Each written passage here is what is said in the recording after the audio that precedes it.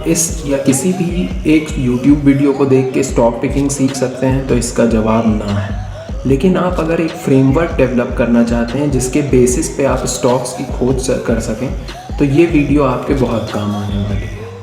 आइए हम जानने की कोशिश करते हैं कि ऐसा क्या होता है मल्टी बैगर स्टॉक्स में, और हमें कोई कभी भी लॉन्ग टर्म के लिए स्टॉक्स खरीदने से पहले उनमें क्या देखना चाहिए।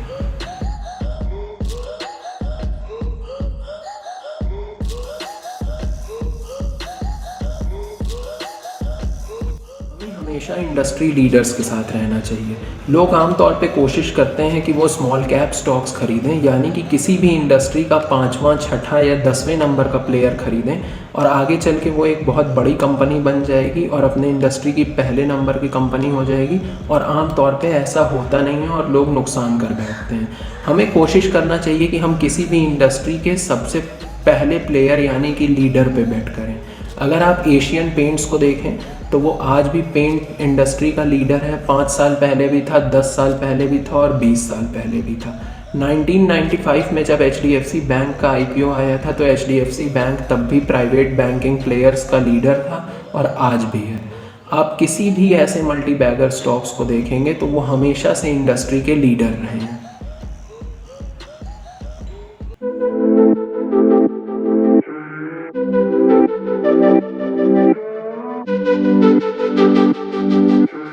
लीडर्स के साथ रहने का ये फ़ायदा होता है कि उनके पास बहुत ज़्यादा कैश होता है और कैपिटल होता है। उनके पास बहुत ज़्यादा रिसोर्सेस होते हैं और किसी भी तरह की अपॉर्चुनिटी को वो ग्रैब करने का दम रखते हैं। वहीं छोटे प्लेयर्स के पास कैपिटल और रिसोर्सेस दोनों की कमी होती है और हमेशा वो नई अपॉर्चुनिटीज़ को ग्रैब नहीं कर पाते हैं। बड़ा प्लेयर हमेशा उनको डोमिनेट कर देता है।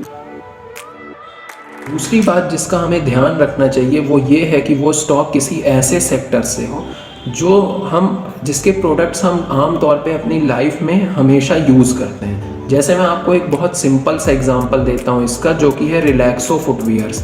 रिलैक्सो फुटवियर एक फुटवियर बनाने की कंपनी है। स्पार्क्स इसका एक बहुत फेमस ब्रांड है, आप सभी ने उसका नाम सुना होगा।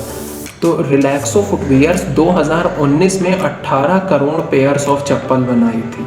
18 करोड़ पेयर्स फुटवियर बनाने के बाद रिलैक्सो फुटवियर्स का टोटल प्रॉफिट 180 करोड़ के आसपास था। यानी ये लोग पर पेयर ऑफ फुटवियर 10 रुपये के आसपास कमा रहे थे। अगर ये अपनी इस कमाई को सिर्फ 20 रुपये कर देते हैं, यानी डबल कर देते हैं, बस वो 10 रुपये और एक्स्ट्रा चार्ज करने लगते हैं अपने फुटवियर्स पे, तो इनका प्रॉफिट डबल हो जाएगा। प्रॉफिट डबल होने का मतलब है कि स्टॉक प्राइस का डबल हो जाना, अगर मार्केट उसको उसी तरह की वैल्यूएशन देता रहता है तो आप देख सकते हैं कि किस तरह की प्राइसिंग पावर और किस तरह की बढ़िया ब्रांड वैल्यू होती है एक बड़े प्लेयर के पास। इस तरह के कई सारे एग्जाम्पल हैं। हम लोग डेली सुबह नेस्कैफ़े की कॉफ़ी पीते रहे हैं और हमेशा से मैगी की नूडल्स खाते आए हैं, और आप देख सकते हैं कि किस तरह से नेस्ले एक बहुत बड़ा मल्टी बैगर रहा है।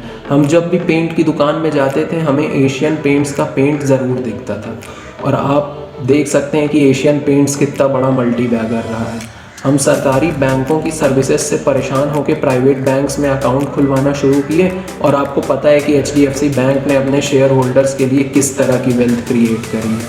तो हमेशा सेक्टर के लीडर्स के साथ रहने में और ऐसे स्टॉक्स लेने में जिनको हम आम तौर पे जिनके प्रोडक्ट्स को डेली लाइफ में कंज्यूम करते हैं और वो हमें नज़र आते हैं आसपास, उनके साथ रहना हमेशा बढ़िया हो।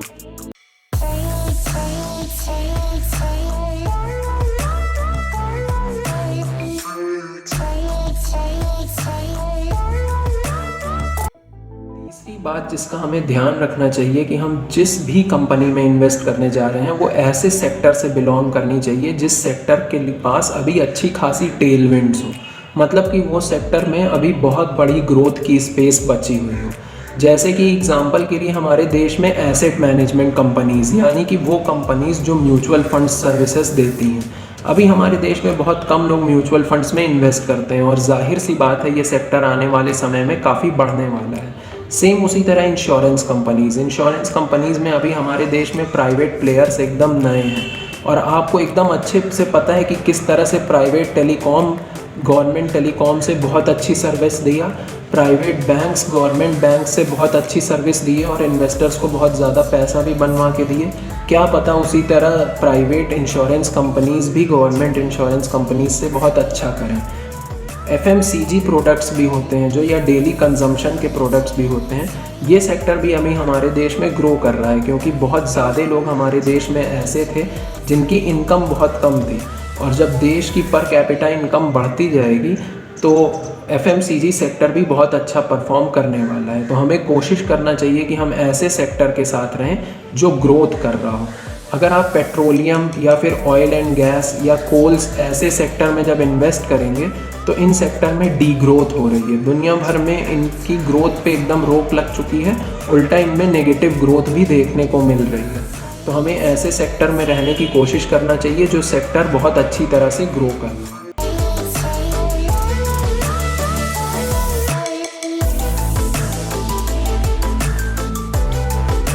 चौथा पॉइंट जिसका हमें ध्यान रखना चाहिए वो है मैनेजमेंट। मैनेजमेंट ही पूरी कंपनी के फ्यूचर को डिसाइड करता है। मैनेजमेंट ईमानदार होना चाहिए, यानी कि मैनेजमेंट की इंटीग्रिटी अच्छी होनी चाहिए, और मैनेजमेंट का कोई पुराना ख़राब ट्रैक रिकॉर्ड नहीं होना चाहिए। इसके लिए आप गूगल पे जाके चेक कर सकते हैं, किसी भी कंपनी के बारे में आप डालिए और उसके बगल में फ्रॉड्स या ऐसी कुछ चीज़ें लिखिए, तो अगर उस कंपनी में पहले कभी ऐसी न्यूज़ हुई होगी तो वो आपको गूगल पे आराम से मिल जाएगी। तो आप इस तरह से भी चेक कर सकते हैं कि आप 5 साल 6 साल पुरानी मैनेजमेंट की अनाउंसमेंट्स को पढ़िए, उनकी अगले साल के एक्सपेक्टेशंस के बारे में जानिए, जो वो बता रहे हैं अपने इन्वेस्टर्स को कि कंपनी आगे ऐसा करेगी, और कंपनी अगर वो चीज़ें अचीव कर पाई है तो यानी मैनेजमेंट सच बोलता है और सही तरह की ग्रोथ का फोरकास्ट करता है। वहीं अगर आपको लगता है कि वो जैसे वादे करते हैं इन्वेस्टर्स से वैसी ग्रोथ वो नहीं दिखा पाए हैं, तो यानी कि मैनेजमेंट झूठ बोलता है और नकली ग्रोथ के वादे करता है इन्वेस्टर्स से। तो इस तरह से आप मैनेजमेंट की इंटीग्रिटी को चेक कर सकते हैं।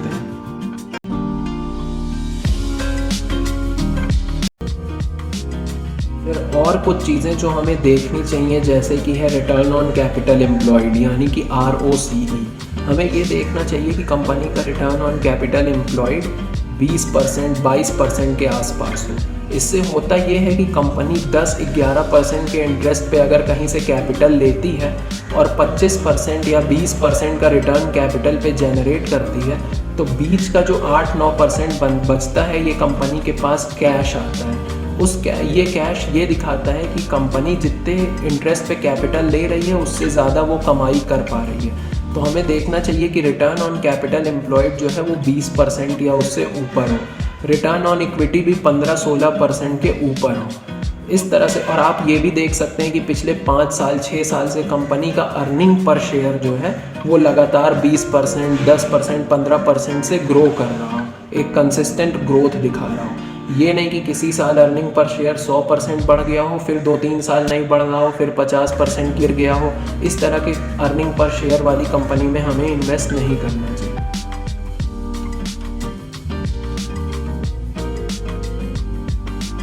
इन्वेस्टर्स अपने इन्वेस्टमेंट को लार्ज कैप, मिड कैप और स्मॉल कैप में क्लासीफाई करते हैं, लेकिन मैं आपको ये बता दूं कि जब एशियन पेंट्स स्मॉल कैप था तब भी वो अपने सेक्टर का लीडर था, जब HDFC बैंक स्मॉल कैप था तब भी वो अपने सेक्टर का लीडर था। तो हमेशा सेक्टर के लीडर पे बेट करना और कंपनी की क्वालिटी पे बेट करना ज़्यादा अच्छा होता है लार्ज कैप, मिड कैप या स्मॉल कैप इस बेसिस पे बेट करना। अगर आप देखें तो निफ्टी में तो 50 कंपनी लार्ज कैप होती हैं, लेकिन अगर आप 2008 के लो पे निफ्टी की हर एक कंपनी में 1-1 हज़ार रुपये इन्वेस्ट किए होते, यानी कि टोटल 50,000 रुपये, तो 10 साल बाद आपकी जो टोटल कैपिटल होती उस पर आपको -1% का रिटर्न मिला होता 10 साल तक इन्वेस्टेड रहने के बाद भी। यानी कि आप देख सकते हैं कि किस तरह से लार्ज कैप इन्वेस्टिंग भी अगर क्वालिटी कंपनीज़ में ना की जाए तो वो आपको नेगेटिव रिटर्न दे सकती है।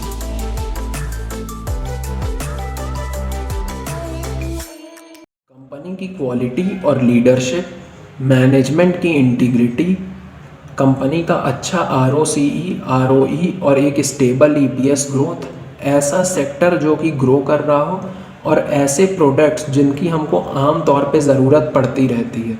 अगर कोई कंपनी इन सारी चीज़ों पे काम कर रही है तो आप उसमें इन्वेस्ट करने के लिए उस कंपनी को कंसिडर कर सकते हैं। तो मैंने ये कुछ पॉइंट्स बताने की कोशिश की है जो कि अगर एक कंपनी में हो तो वो हो सकता है साइंस हो आने वाले टाइम में एक मल्टी बैगर।